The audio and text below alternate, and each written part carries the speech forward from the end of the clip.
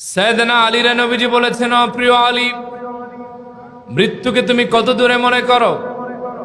সাইয়েদনা আলী বলেছেন, ও নবী, আমি যখন ওযু করি মনে করি এটাই আমার জীবনের শেষ ওযু, আর সুযোগ পাবো না।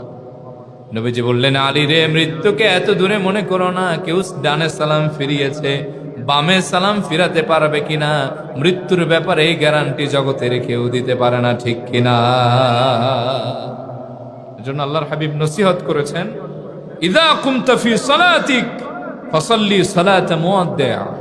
তুমি যখন নামাজে দাঁড়াও এমন ভাবে দাঁড়াবা যে এটাই তোমার জীবনের শেষ নামাজ, কারণ হায়াতের কোনো গ্যারান্টি নাই।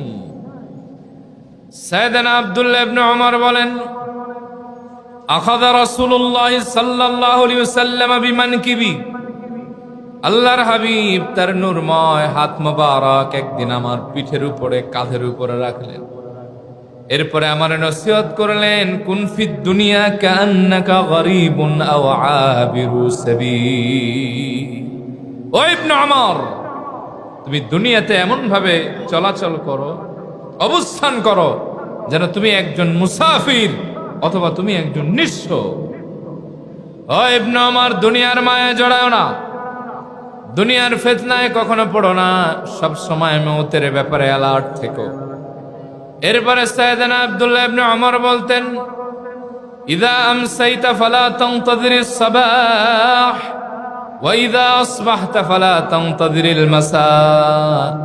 তুমি যদি সন্ধ্যা পাও তো সকালের আশা করো না, আর সকাল যদি পাও সন্ধ্যার আশা করো না। বহু মানুষ এশারের নামাজ পড়ে ঘুমিয়েছে, ফজর হওয়ার আগে তারা জানাজার সময় ঘোষণা হয়ে গেছে, ঠিক কিনা?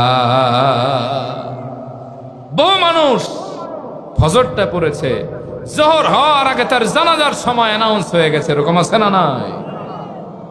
দ্বন্দ্ব করে লাভ কি? আজ মরলে কাল 2 দিন। এমন জীবন গড়েন যাতে মানুষ আপনি মরার পরে আপনারে ভালো বলে। এমন জীবন গড়েন যাতে আপনার জানা যায় নেককার মানুষদের হাজিরাটা অনেক বেশি বেড়ে যায়। এমন জীবন গড়েন যাতে মানুষ সাক্ষী দেয় আপনি ভালো।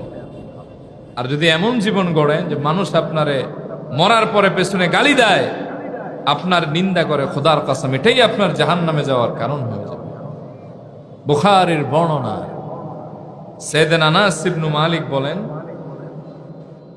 আমরা একবার একটা জানাজা অতিক্রম করলাম। মাররু বিজানাজাতিন ফাআসনাউ আলাইহা খায়রান ফাকালা নবী সাল্লাল্লাহু আলাইহি ওয়াসাল্লাম ওয়াজাবাত।